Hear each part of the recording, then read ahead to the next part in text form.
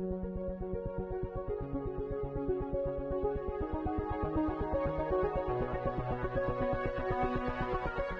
and welcome to the Star in Focus podcast. Today we have Debbie Bridges Duffy, CSR and RPR, business entrepreneur and reporter extraordinaire, to join us.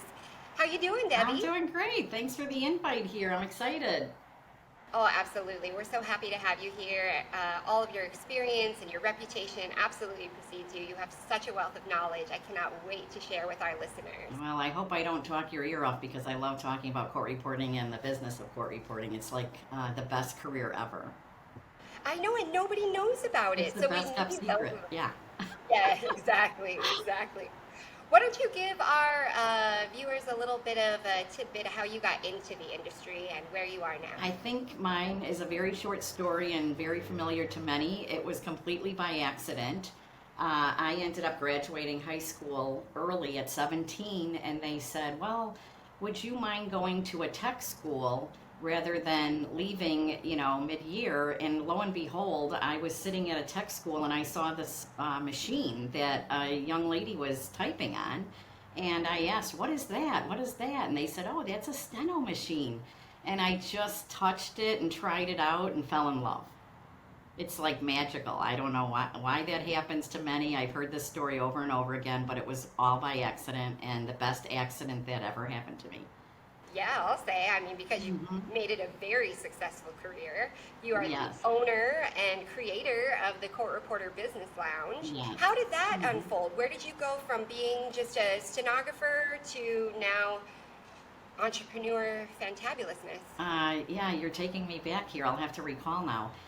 So I, like many people, started at a firm and just, very green. I graduated from college, and as I've learned over the years with mentoring other student reporters and onboarding them, they do not know anything about, how to put a transcript together.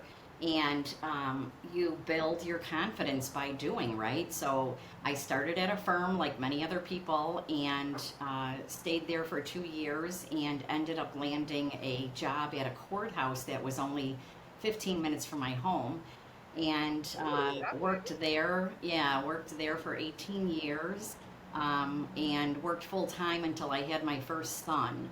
And I wanted to walk away from working full time, and they said, "Don't leave. You can job share." So again, getting pulled into staying put and staying in this career, right? So they allowed me to job share, and it worked out just wonderful because I was working week on, week off. Had oh, fabulous that's so nice. daycare. Yeah, and I could feel like I was a big part of my baby's life. So I worked part time as an official, which, paid off long term because I kept my foot in the door and earned, was able to partake in some benefits, retirement, pension, and then it turned out they asked me when my son was in junior high, they asked me to return full time and I refused. So I walked away. And, mind you, I had not been in the freelance world. They're two different worlds, being an official and freelancing, definitely different worlds. Different vocabularies, different material that you take down every day. I was working in criminal court, and lo and behold, I walked away and I never looked back. I started freelancing. And 2 years into freelancing, I just decided that, and ask questions when I would see work products. The attorneys would have another transcript, there at the deposition or the proceeding, and I would ask myself, why aren't they giving the attorneys a keyword index, or why aren't they doing this? Why aren't they doing that? And I decided to hang my own shingle, and I grew that business 400% in the very first year and hated my life after that. Right. I can't believe that's so wild because things like the index, I mean, that's commonplace. That's almost an expectation, I would imagine, at this point, right? It's not even something that I ask if somebody wants, and I don't think that I'm trying to think if I've even had an attorney requested. It's just, so that's crazy that it came from, didn't even really exist to now everybody does it. Yeah, and you have to remember, I'm taking you back decades because when I started my business, a lot of people didn't even use or invest in E-Tran, which I converted a lot of our clients from paper to electronic. but it wasn't a popular method then. Now it's just, who would want a printed transcript? I know they have to, file those appeals, and there's some old school mindsets that they do want printed. But I converted everybody, I invested in software, and it was just a way to serve the clients at a higher level. But if you think about it, now I'm going to get into wear my business hat. If you think about how cost effective it is to helping serve your clients electronically, it's just, printing it was exhausting and expensive. Yeah. So then I launched my own business, and basically I asked my girlfriends that were court reporters, because one attorney asked me when I was out on a dep, he said, would you take my depositions? And I said, well, you'll have to schedule through the firm I'm with because I work for them. And he did schedule me on the next depositions, but it, had me thinking, and I went home and I called my court reporter friends, and I come from an entrepreneurial family. I know what it is to have a business, but I asked my girlfriends, I said, what do you think if I started my own business? Would you be interested? They said, oh my gosh, we'll help you and we'll work for you. And Oh, wow. yeah, so it was really exciting. But again, it was a life-changing move for me because I suddenly had no time to cover depositions or take jobs myself. My role was answering the phone and covering the jobs, and I took a lot of pop-ups. It was a low level fruit to get new clients. I was saving the day. They needed a court reporter, and I was able to cover that work. Don't ask me how, but I was able to take a lot of last minute and build the reputation that I am truly wanting to serve the clients, and it just took off the business. That is amazing and really scary too to think like you go Scary. from steady work at a firm and then now you're on your own Yes. and you're just trying to also employ other people. That is a huge leap of faith. Yeah, And I think obviously, so I would equate starting the business to becoming a new mother. I mean, you love the baby, but you don't have any clue what you're doing. I mean, you just learn by doing, right? And see what yeah. works. And that's what I had to do is learn how to run a business. So, Which is a great analogy, right? Because it's all of those emotions. You're so yeah. excited, but you're also terrified. Yes, you There's love the no baby. real Yes, right, right, yes, yes. But it's overwhelming for sure. yeah. So what brought you to so that's your firm, right? You came from a great background and then Hmm. started the firm, but then what about the Court Reporter Business Lounge? Because that is Yeah, awesome. And for the people that don't know, it's a .com, it's not a brick and mortar. right. But tell us about that, the Sure. Business Lounge. So, the business that I had, Bridges Court Reporting, is and was successful because I know how to network with people. I'm a good communicator, and I know how to market. That's why the business was successful. I'm not this outstanding court reporter or businesswoman that, you know, had this magical wand that grew this business like I did. I knew how to market and promote it and create awareness. So one day I was at a firm owners conference, and I thought, this is kind of a hit and run. You spend all this money, you take your time away from your business, and you go and attend this event, which is wonderful, but it's hit or miss because people have these grandiose ideas. They're going to network. They want to see some people that they want to connect with that they've networked all year long or in the past, but it doesn't always happen that way. So and it's always at a gorgeous location. So anyway, I decided, I was standing there at the end of the conference, and I said, you know what? I need to create a space, a safe space that all of these firm owners that want to continue the conversations, and actually it's a group of people from all different levels. We have firm owners that probably bill out 100,000, and we have firm owners that bill out millions each year. So you get this, broad spectrum of people that you're strategizing with and listening to. So I decided, took a chance and purchased some software just like you're using in this business here, and decided to start this membership site and sent out emails, and now we have over 250 people And every single week there's posts inside the group that they want to network. Do you have a court reporter in Washington, D.C.? Do you have a conference room in Denver, Colorado? You know, we have a real-time job in California tomorrow. So it's a group of court reporter owned firm owners inside that group.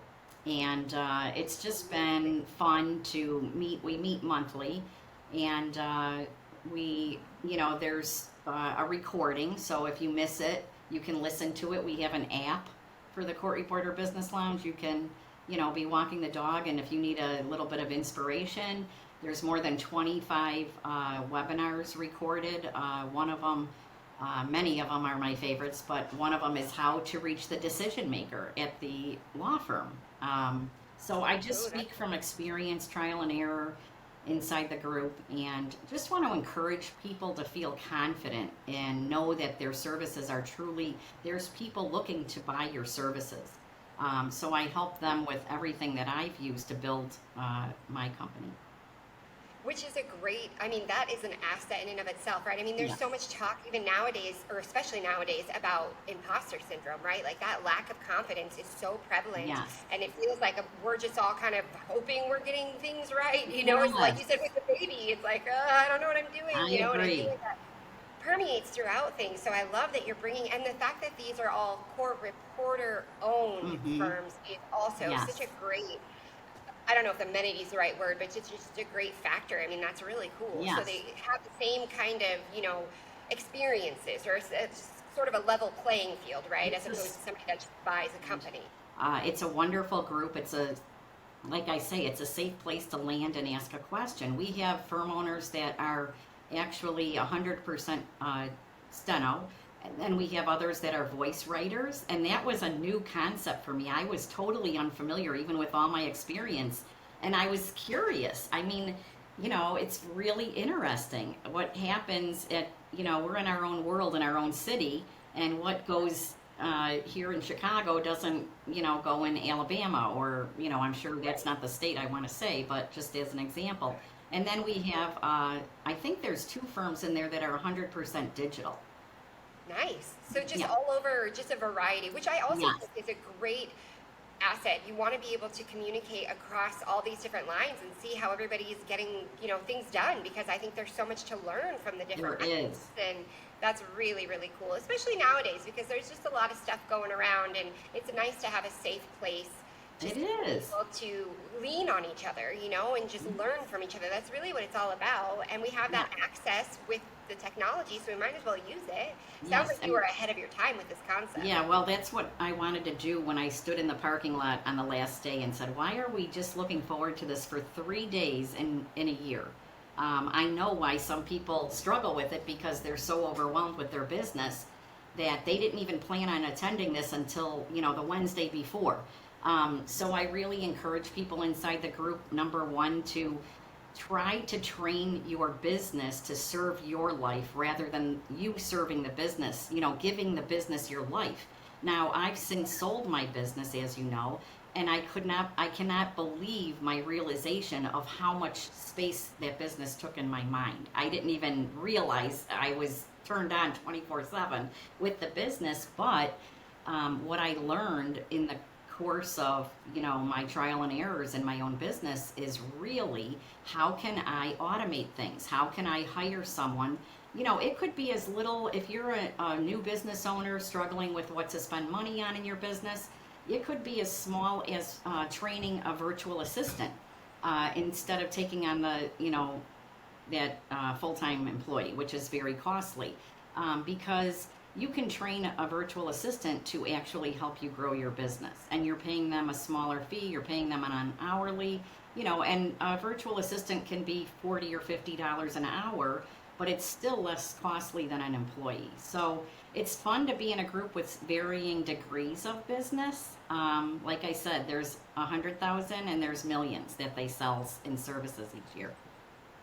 Right, and that's also so nice to see the different, because not everybody wants to be that busy, right? Which I think is amazing. Some people are just happy making whatever it might be so that they can just, enjoy themselves. Right. But having those different, if you do want it, right, if you're at 100 and you want to get to 1 million, this is kind of neat way to meet people and network, Yes. which I know you wanted to talk a little bit about some of the skills that you have learned and that you do teach other people about networking and then Yes. also building your business. So I know you made some notes about some words that you wanted Well, to share. So give me some of those morsels of yeah. wisdom because I definitely need them. Well, inside, one of my mottos is to have the business serve your life rather than you serving, giving the business your life. So that was my biggest revelation. And it took a lot of trust, but it also took creating systems and processes. So I teach inside the Court Reporter Business Lounge how to set up automations. And, a lot of people are very protective and think that they only can talk or speak to the clients, or they can only send certain court reporters to a job. So there's so many tidbits inside the membership site that you can listen to at any given time. But like you mentioned, also to learn from people that are up the ladder where you want to head to. You can ask them questions inside these strategy sessions. Right now, I want to film a webinar on how to use Facebook to attract more court reporters to your business. It's a fact that that's where all the court reporters are. And we've all heard good and bad about Facebook, and that's another thing that I talk about.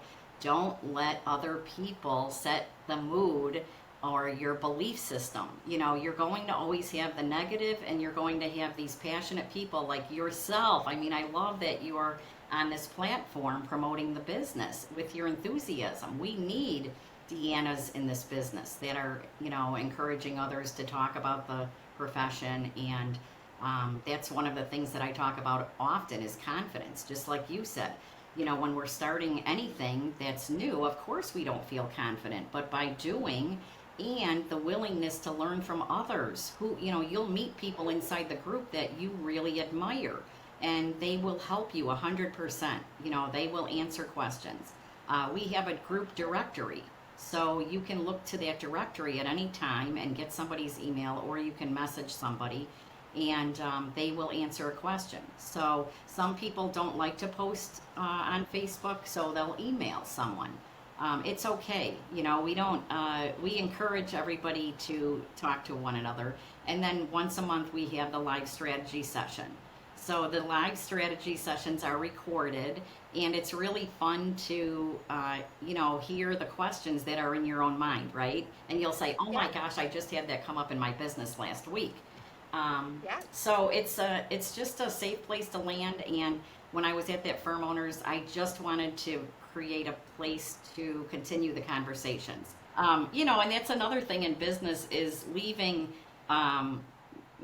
expertise to those experts in your business. You can't do all the things. So, one thing I had to learn was QuickBooks right off the bat, and it was really a seamless software to learn. But of course, I also had a professional accounting service. So I am a firm believer in delegating those things. You can't do everything in your business, and focus on what your high payoff activities are. So for me, I know this will shock you, I was in sales, and I was able to talk to firm owners about what their needs are. And I share all of this inside the Court Reporter Business Lounge in a recorded webinar. And the members have asked questions. I've made worksheets. For example, every single month I would receive a report of our copy orders. Well, I preach about how copy orders are your low-hanging fruit because they've already had an experience with your service. They received a transcript, so they know what you're all about and the quality. And you never know, timing's everything, when someone's looking to make a change in their firm and use a new court reporting service. So that's the low-hanging fruit is the copy orders, but I keep, talking about get that report of all your copy orders and sit at the end of the month and pick out your 5 or 10 ideal firms that you want to have a conversation with. That's a very good tactic, absolutely. But I think that's a really good tip that's kind of a twofer, right? Because it's almost like a networking and a build your business tip. I think my fear comes from working with another firm, and then I don't want to reach out to these people that I've worked with because it feels like I'm stealing them, and I feel like that's a moral quandary, right? Like I certainly don't want to, but like if I don't sit with you, unless I go to like I guess maybe a bar event or something, and then just set up a booth, or I don't know. I mean, what would you say to somebody who's newer? Like, how would you network without ruining that relationship with your firm, right? That's a great question. So that's a no-no. I would never suggest ever contacting. If you go on a job for a court reporting firm, I think that's off limits. Now, if that firm ever reached out to you and somehow, found your information, then that's fair game. They can reach out to you and ask if they can hire you. But I say that's a no-no to ever try to solicit another firm's client. So what's the answer though? Networking to me, so one of the brilliant things that I thought was really good is building these relationships with other firms. So another state, Michigan, would call us and say, we have a 5-day real-time job. Well, that's really cost effective for us to network with them because I did not have to solicit that client. So they sent me the job. And yes, they're going to get a piece of the billable, but it's really a great strategy to work with others, and we call those affiliate networking. So other court reporting firms would call on us to cover their jobs. You build that relationship. But as far as seeking out your own clients and building your own book of business, it's a no-no to ever solicit another firm's client, especially if you were on that job. Now, you don't know all of their clients, so you have to make a tough decision. You have to decide, am I going to go after a particular sector of the book of business? Meaning, do you want to go after med mal or do you want to go after asbestos? Then you can target that. I would try to set a goal of which work do you enjoy, but I focused on profitable work. So a lot of the reporters really enjoyed working for us because I vetted all of the callers. We didn't, no rights are a thing in Chicago. We do have no rights. But I would ask them 3 questions when they were new to us on the phone, which was vetting. It was a vetting process. And I would ask them if they were going to order the transcript, and they would say, nobody's ever asked me that before. And I didn't have the time to take what's called a no write because we had enough work. We were, more work than we knew what to do with. Of course, our client that had 28 lawyers, they're allowed to have a no write once in a while because they're booking, 5 jobs a day with us. But new people, I would vet them and ask them those important questions. You have a right. So, I'm always encouraging people to feel confident in doing the right thing, which, don't ruin any other relationships because you introduced me here, you want to maintain that reputation. I wouldn't deliberately try to scoop up somebody else's book of business or that client. Right. And that's where I'm wondering, so how do you, as a new firm owner, did you find yourself at bar events? Did you find yourself at law firms just passing out business cards? I mean, did you go online? What was your actual strategy to build that big book of business? Because like you said, I can't just give them my business card when I'm working for someone else, so I don't know, where do they all hang out, So I never thought it was profitable to invest $10,000 in a bar event to sponsor. They refer to it as sponsoring it because to me, that's throwing mud at the wall and hoping it sticks. Now, of course, if you serve a large community of lawyers that are attending the conference in California and they're all asbestos attorneys that that might be a very good investment for you to kill a lot of birds with one stone. You'll be present. They might introduce you to other attorneys that they know because you're there with your booth. You're handing out promotional items. You're at the cocktail party. So it's like a reunion for you. But to go out there, spend $10,000 on a sponsor spot with your booth, hoping that you're going to meet somebody, and you have to know that you want to get recover from this expense. So if I were to have to miss 5 days from my home and spend $10,000 just for the booth and $5,000 for the hotel and my expenses, I would want to earn $100,000 back on that investment. So always try to know, what am I expecting from this investment? So to answer your original question, you can start small, and that's your email. So when you're sending a transcript, you should have a tagline. Feel free to contact us if you're ever in need of a court reporter in the future. That's the smallest thing that you can start with. And then it's the copy order. So if it is your target, you're going to look through your printable report, end of month report, and decide who are my ideal that I would like to, really get their business. And then I would follow up. And you're going to know who is their support person, because they usually handle all the transcripts. You're probably, if you don't have a production department, whoever's handling production will know that they are talking to one of their support staff, whether it's a paralegal or a legal assistant. So you have their email. So oftentimes that's who you're going to win over, not necessarily the actual attorney. But that's, Right. you're taking deliberate actions in and going to get something back for your effort, rather than throwing mud at the wall. So I talk about this in the Court Reporter Business Lounge, how to be intentional, to decide who it is you want to serve, and don't marry it. You're going to evolve and change. You might not want to continue serving a certain sector. It's okay. There's a lot out there to you can earn a lot of business from different sectors. Yeah, definitely. I mean, and there's more depositions being done now. I think, I can't remember who told me that, but somebody recently had said that there's more depositions than like in the last 30 years or something. It might have been you, actually. But so there's definitely work out there to be had for sure. Everyone.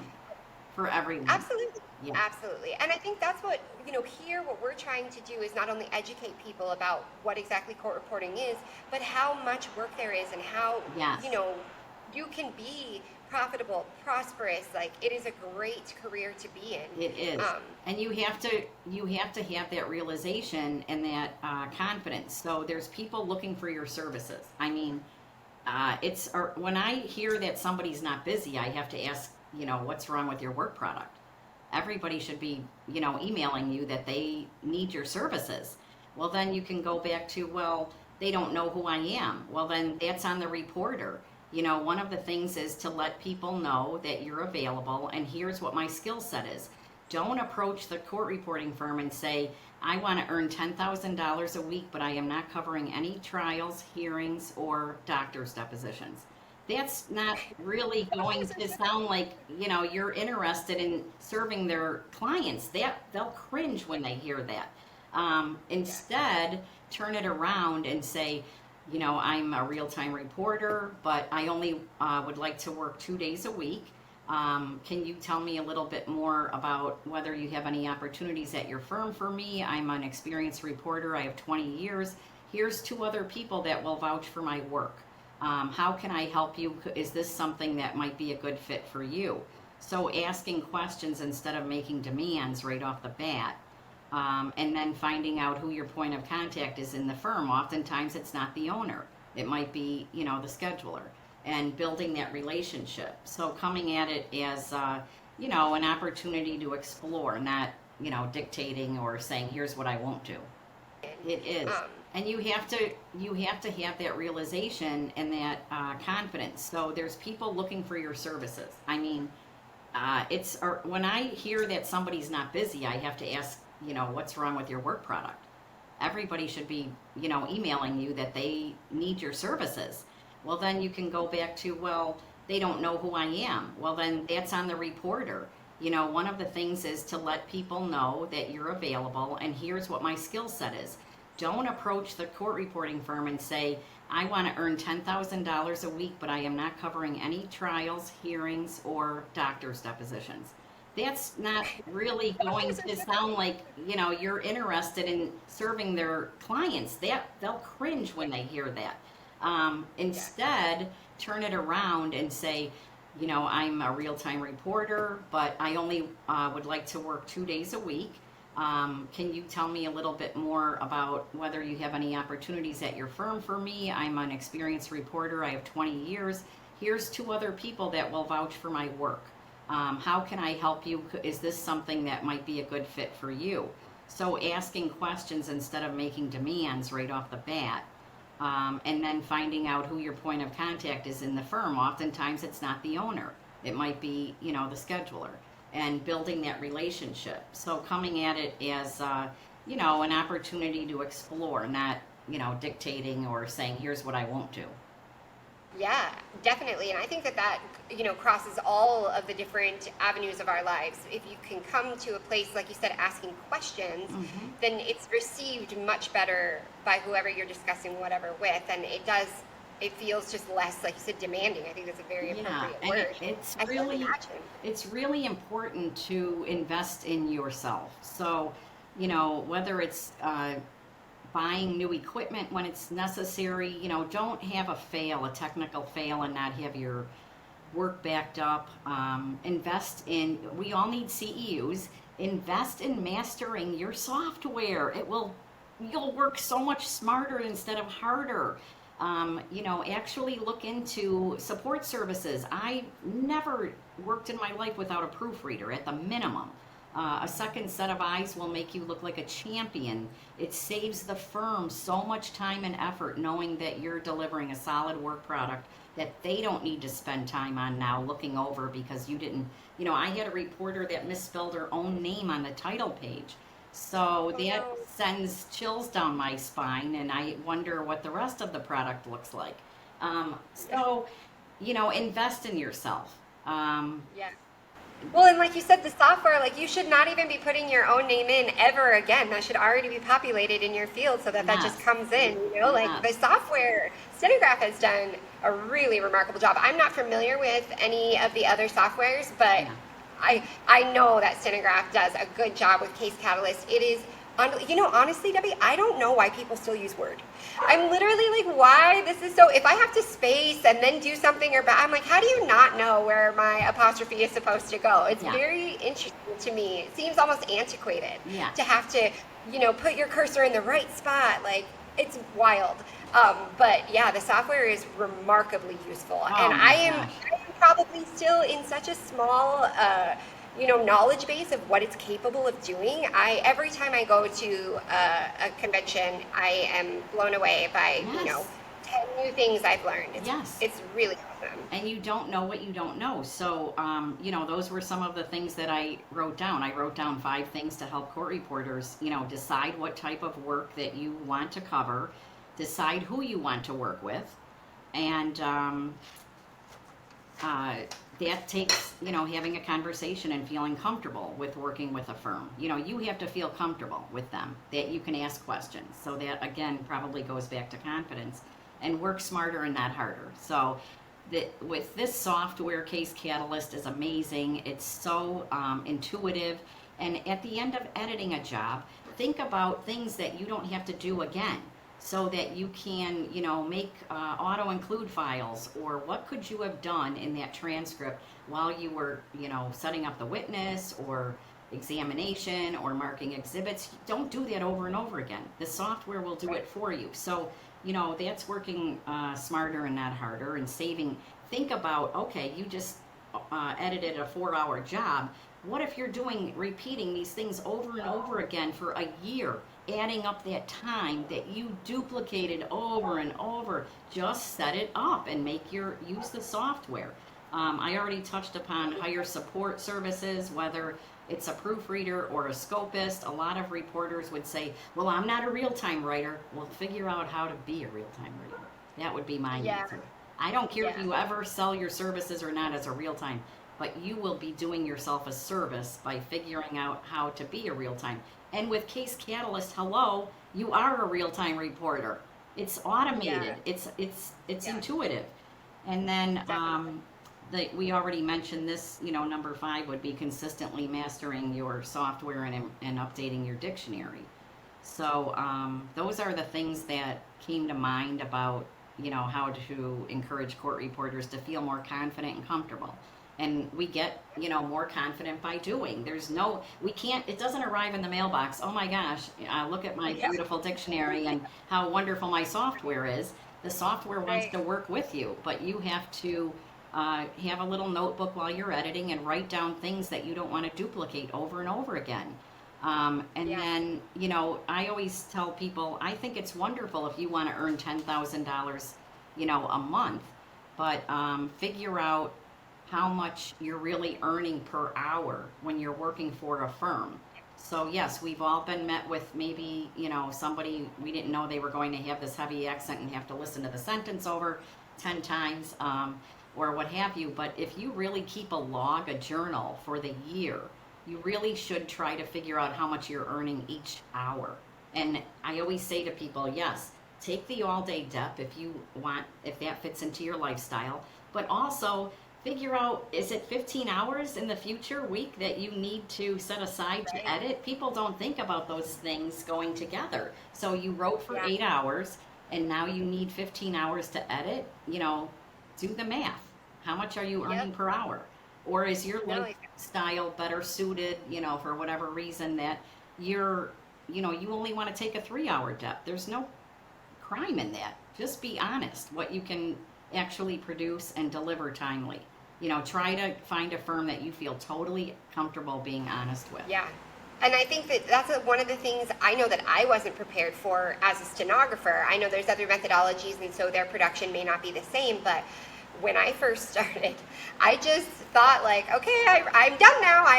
We packed up, we went home, and then it's like when it came time to actually produce the transcript, I felt like it was just a deer in headlights. I mean, I was literally shocked at how long it took to produce a transcript. Because, like you said, there's a lot of Right. proofreading, and I mean, just so much goes into the production piece of it, Editing. yeah, the editing piece of it, yeah, that is Hmm. really, it's worth the money. It is absolutely worth the whatever 35 cents a page or whatever, proofreaders charge. I can't, if I have to proof something myself, I'm like, oh no, it's like the sky is falling, Yeah, I just and am, weigh the equation in that. If you have to spend 50 cents a page for a good proofreader, you're out writing and taking another job. So, yeah, weigh everything, what your options are to be that earner. Or, first you have to realize what's realistic. So I always talk about this. What is your lifestyle going to allow you to do? Be realistic. If I'm a mom of yeah, two little ones, maybe I only work 2 days a week and I want to take a 2 hour dep and go to Starbucks and edit that 2 hour dep and send it to the proofreader. That's all I have yep, is those 2 days. It's not realistic for me to take anything more. But maybe you're also a heavy hitter. We had reporters making a large amount of money because they could do real time, they could do daily copy, um, but they knew it. Their kids were in high school and college. So just be realistic about what is good for your own life balance. If I had to do anything over again, I would have made more time for myself. Truly, with exercise, yoga. Um, that's my one thing that I would really encourage everybody not to feel bad about it. You need to take care of yourself. yeah, absolutely. And time management, honestly, I feel Yes, like that is the hardest thing about being an adult. it Truly, it's is. just I mean, and I'm a time optimist, so I'm constantly like, it's 5 minutes. Everything's just 5 minutes away. It's going to take that long. But really, that actual schedule and that organization of realistic expectations is a lot harder. And maybe harder is not the right word, but it does take intention. It really, the actual reality, the realistic expectation of what it is going to look like when I sit down to do this is a critical piece of success. And it's, taken me a minute to figure that Yes. out. And we all come from different places and experiences. I'm the oldest of 7 children, and I lived in total chaos. And I also was their mom. They still call me. I'm like, your mom lives in Florida.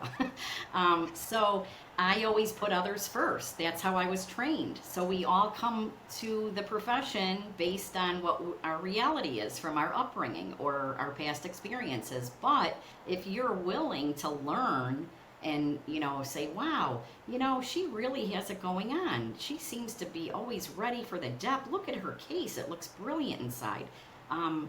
You want to ask those people, how is it that you get so much done in one week? It just seems like you're a rock star. You should ask those questions from people you admire, but you're willing to learn.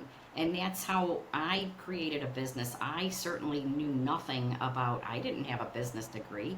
I had to literally learn as I go, but I wanted to. And that's the difference. And that's why I talk about reporters that say, "Oh, I'm not real time." Don't say it like, it's not possible, because it is with this software. Right. Yeah. You can definitely Yeah. be a real timer, but just be willing to look to those people that you admire, and, be a life student, because there's so much opportunity in this field. And again, with doing comes more confidence. We don't come to the table, feeling free to talk, or, we just graduated from college and we don't even know how to produce a transcript. Truth be told, we don't. Right. But Absolutely. be open, and, be open to learning. For sure. Yeah. So I like that you mentioned, and we have several times, I think, in this podcast, that there is so much opportunity out there, because it's absolutely true. What would you say to somebody who says that they think that this is a dying career? Because I feel like that's something that people who don't know what we do are very much like, that. Is that still a thing? Is the person's name Negative Nelly, or who are we talking about? You know her. If I ever, I see so much negativity for people that want to make excuses for themselves. Like I said early on in this conversation, if your email box isn't blowing up, or your cell phone blowing up, there's something wrong, and you should ask yourself. If you're not getting job offers, ask someone. Ask the firm that you took several jobs for, and say, "Listen, I know I took a few jobs and now I'm not hearing much." And if they say, "Oh, it's slow right now," you should ask them, "Is there anything that I can do that would improve more opportunities for me with this firm? Do you need me to do something different?" But if you don't ask, you don't know what you don't know. For sure. And I mean, that's no matter what the subject matter is, right? That's just always the But baseline. excuses, they drive me crazy. I have no patience. I don't want to hear excuses. I want to hear, how can we make this better? And how can we, if you want to earn $10,000 a week, let's talk about it. Here's how you can do Yeah. it, but don't throw a figure out there and think that you can do something without a breakdown. Show me, how many hours you have to give me. Yeah. So just be open-minded, but if your phone or email is not blowing up, I think you have to look inward and wonder what relationship you spoiled. I see a lot of negativity on social media. I don't have time for that. I was always out earning money. I don't have time to look to the negative. Sitting on Yeah. Facebook and posting all day, negative, no. Yeah. No. My heart can't take it. I have a big mouth, so they say, but yeah, I can't. I'm not actually on Facebook. I think you know that, but Yeah. I think I might be on Facebook if I can be a part of the not secret, but some things are private. You were explaining to me, right? Yeah, So, you and then wanna maybe we should. join. I know you just joined the Court Reporter Business Lounge, which is, I'm thrilled to have you. You definitely want to join our Facebook community. It's a big part of it. It's a lot of the conversation going on inside that group. It's just a open-ended group where you have a question and you'll get 15 responses of how to do something. There's Yeah. even people that will ask questions. Does anyone have a collection agency? Or, hey, I have a job coming up in Chicago. Should I COD this firm? How much do I pay the video? How much do I bill for video services in Chicago? So there's it's an amazing group of information.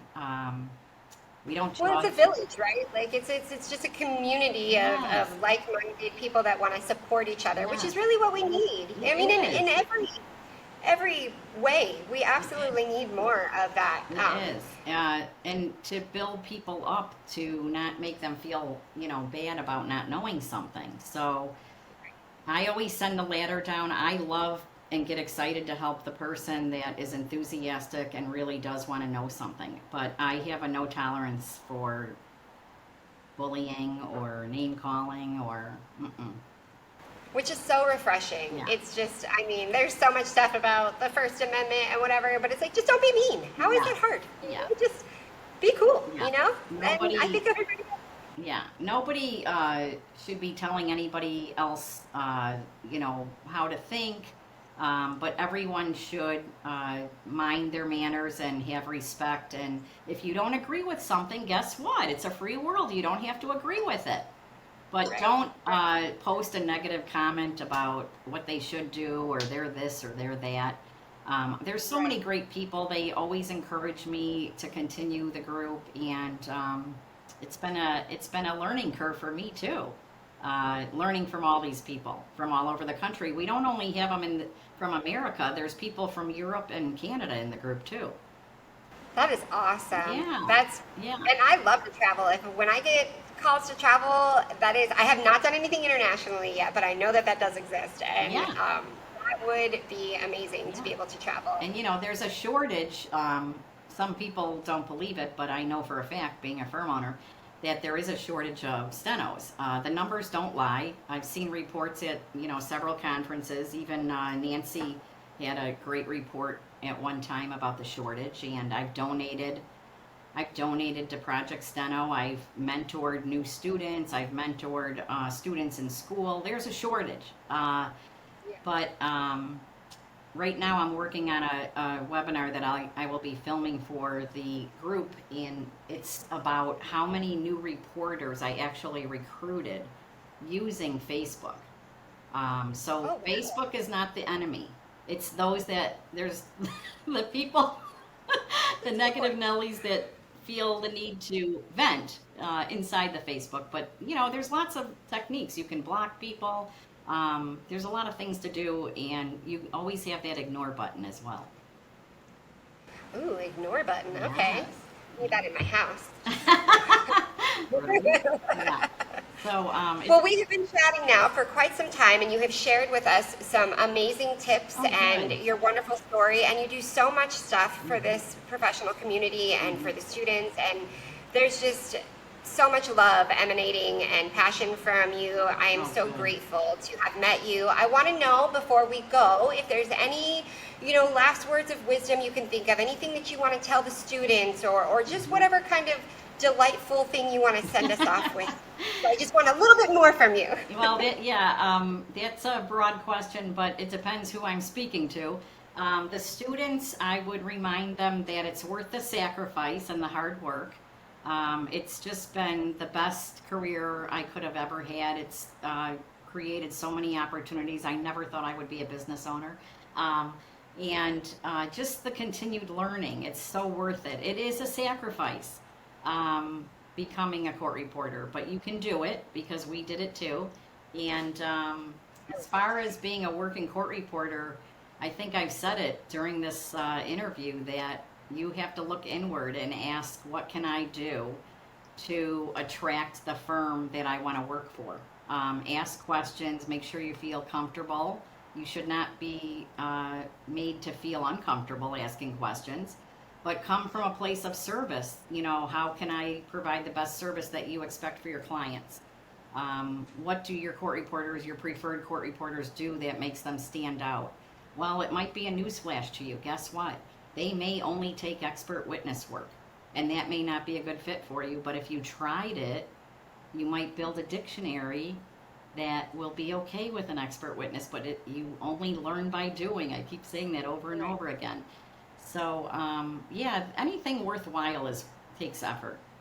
So, Oh, for sure. yeah, And the sky's the limit. it That's what I think is is. the beauty of this profession is that you can work as much or as little and you're in control, which is not the way that a lot of professions are. And Right. it's really remarkable the range of things that we can accomplish Yeah. for ourselves and for others, Right. right? One thing that I remember being, somebody bringing to the table is don't marry a bad experience. Don't think that all the firms are going to do you like they did that. If you didn't get paid or whatever it was that didn't work out for you and it was a bad experience, don't marry it. Don't carry it like it's a badge, that you have to carry with you for your entire profession. Give the new firm a chance, but do ask the questions. It's your responsibility to ask the questions. Don't go in and do something or be surprised by a process. Is their billing comfortable for you? Is their turn-in process comfortable for you? What are their expectations and what are your expectations? Meet, in the middle. Find out what they need from you, and find out if you have an opportunity there to be an earner or work 2 days, or when I give you my 2 days, if you ask me when I'm available next week and I say Tuesday and Thursday, should I count on you giving me a job Tuesday and Thursday? Oh, well, sometimes we won't have a job for you. Well, out of respect for my time, could you please let me know so I can work for another firm? Just ask. Yeah. You're allowed to ask questions. It's your job. It's your business, whether you're an independent contractor or a firm owner. Just like I was allowed to ask my new clients questions. Not everybody's a good fit. It's okay. It's okay. But don't marry the bad experiences. Don't marry the bad experiences. Keep an open mind.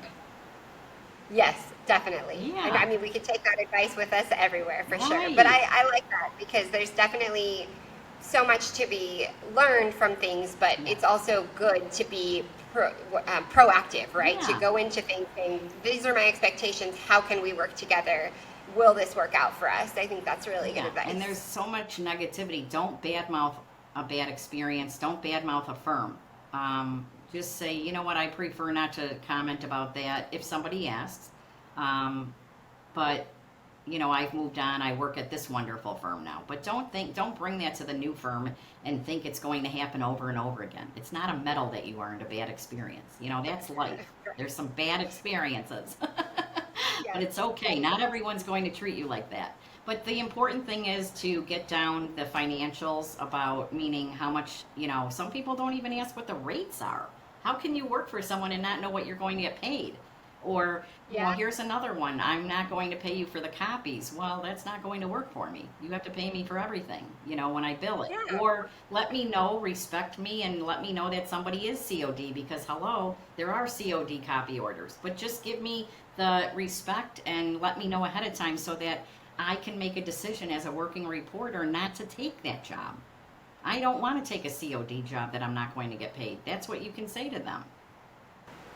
For sure. Or, I mean, if they pay me first, then I'll do it, kind of a thing. You can make that, right? Yeah. So make that a. But the sky's the limit in this profession, so just, be open, honest, and work for a firm that you feel comfortable in being who you are. And always look, my last, tip is, I wasn't this rock star court reporter when I graduated college. I didn't know anything. I was a naive 20-year-old, I just went with a firm because my girlfriends worked at that firm. Didn't ask a question. But looking back, I would just, ask people to work for a firm, ask some questions, and come from a place of service. How can I do my best job for you? And then make sure it feels like the right fit, because there's a lot of firms that want to work with you, a lot. Just make sure you feel comfortable finding out what they expect from you. And as I said over and over in this interview, about turn-in, billables, rates, all that stuff. Yeah, the stuff nobody wants to talk about, which is the actual most important part, right? Is the money. Why not talk about it? It's our career. Yeah. You're providing a fantastic service. Protect it. And, get treated like a professional because you deserve it. You're acting like a professional. You're conducting yourself like a professional at the job. Yes. You'll be treated that way. You'll have a great reputation. And your phone will be ringing off the hook and the inbox will be blown up. But decide who you want to work for. Of course, it's nice to be wanted, but you can't be all things to everyone. Decide who you want to work with. Yeah, definitely. Mm-hmm. And the opportunity is out there. So I think it's great for not even just the students and the new professionals, but sometimes, the veterans, I like to call them, need to be reminded of the value that they have and the fact that, people in all professions too should be getting paid what they're worth. And I think that we're kind of starting to see a little bit of a revolution there, but we should absolutely be holding firm with that. And it is a hard conversation to have. I mean, it does make a lot of people very uncomfortable, but I think we would be better off as, just a human workforce, as one, if we had those conversations. more openly. I So think if we all conducted ourselves like professionals and treated it like a business, whether you're an independent contractor, not a firm owner, but treated it like a profession, a business, it's really magnificent what steno reporters do. Treat yeah. it like a business and have your expectations, and give other people the opportunity to answer your questions instead of making those assumptions. We all know what that stands for. Yes. Well, this has been really lovely, Oh, and there's good. so much great information that you have to share. And I know I have definitely learned some things that I can't wait to utilize. And I Good. really appreciate your time and just everything you've done for the entire profession. I mean, you have so much wealth to share, and the mentorship. I mean, these things Yeah. are just your time. You're volunteering your time, Hmm. and that's really commendable Yeah. and Yeah. admirable. And I'm so grateful. No, Thank you very much. I don't ever mind giving my time to things that I believe in. Would love to see Star. Oh my gosh, they're fantastic. They're all about the future. I mean, I don't mind giving my time to, I'm passionate about this profession. So thank Yeah. you for inviting me, and I love your enthusiasm. We need more of you, and I hope that some people feel like they can go out there and go get them. Yeah, I mean, after this interview, they definitely Good. will, because it's been all about the positive confidence that we need. So Yes. thank you so much. I feel like honestly, we could probably talk for another 2 hours. So I'll probably call you in a couple of weeks and we can do another one. Yeah, I'm But happy to thank help. you so much.